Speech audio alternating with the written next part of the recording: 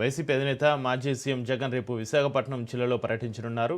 జబ్బర్పేటకు వెళ్లనున్న జగన్ ఇటీవల గల్లంతైన మత్స్యకారుల కుటుంబాలను పరామర్శించి వారికి ధైర్యం చెప్పనున్నారు. ఈ సందర్భంగా బాధిత కుటుంబాల పరిస్థితిని తెలుసుకుని వారి సమస్యను అడిగి తెలుసుకునే అవకాశం ఉంది. అలాగే కారే చిన్నాను కూడా జగన్ పరామర్శించనున్నారు. జగన్ పర్యటన నేపథ్యంలో పార్టీ శ్రేణులు, స్థానిక నాయకులు ఏర్పాట్లకు సంబంధించిన భరిత సమాచారాన్ని మా ప్రతినిధి కిరణ్ ఫోన్ లైన్లో అందిస్తారు. కిరణ్, వైసీపీ అధినేత మాజీ సీఎం జగన్ రేపు విశాఖపట్నం జిల్లాలో పర్యటన సంబంధించి మీ దగ్గర ఉన్న అప్డేట్స్ ఏంటి కిరణ్?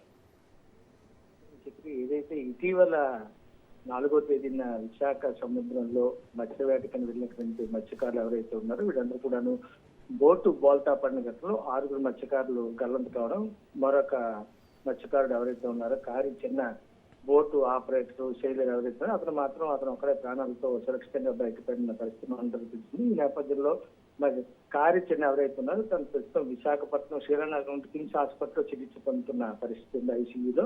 మిగిలిన 6 కూడా గల్లంతు కావడంతో వాళ్లను వెతికేందుకు విశ్వ ప్రయత్నం చేసినప్పుడు కూడా కూటమి సర్కార్ ఎటువంటి ప్రయోజనం కానీ ఫలితం కానీ లేకుండా పోయింది. నేవీ, కోస్ట్ గార్డ్ మెరైన్ విస్తృత గాలింపులు జరిపి 4 రోజుల పాటు తదనంతరం రెస్క్యూ ఆపరేషన్ నిలిపివేసినట్టు కూడా ప్రకటన చేసింది. ఈ నేపథ్యంలో మత్స్యకార కుటుంబాలకు భరోసా కల్పిస్తూ కూటమి సర్కారు 10 లక్షల రూపాయలను పరిహారంగా కూడా ఎక్స్గ్రేషియా కింద అందజేయడం జరిగింది. అయితే అది సరిపోదు అని చెప్పి ఇప్పటికే విపక్ష పార్టీలు కానీ మరోవైపు ప్రభుత్వంతో పాటు ఈ మత్స్యకారులందరూ కూడా పెద్ద ఎత్తున ఆందోళన చేస్తున్నారు.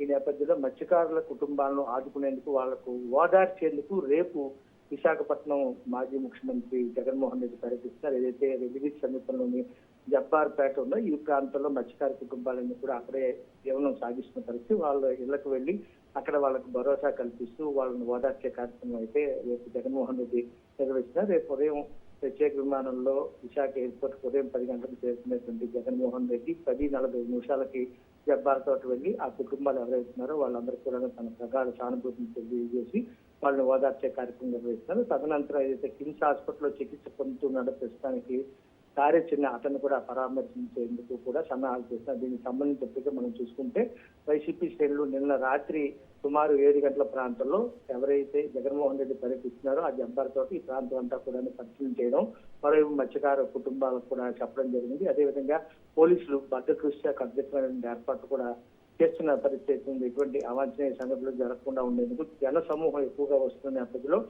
ట్రాఫిక్ ఎటువంటి అంతరాయం కలగకుండా ఉండేందుకు పోలీస్ యంత్రాంగం విస్తృత ఏర్పాట్లు అయితే చేస్తున్న పరిస్థితి. ఇంకో పక్క మనం చూసుకున్నట్టయితే మాజీ ఎమ్మెల్యే హఠాత్తుగా నిన్న ఒక అనౌన్స్మెంట్ కూడా చేశారు. 2029 ఎన్నికలకు సంబంధించి కీలక ప్రకటన కూడా చేసే అవకాశం కనిపిస్తున్నది. జగన్మోహన్ రెడ్డి మత్స్యకారులకు అండగా ఉంటామని చెప్పి పదే చెప్తున్నటువంటి వైఎస్ఆర్ కాంగ్రెస్ పార్టీ రేపు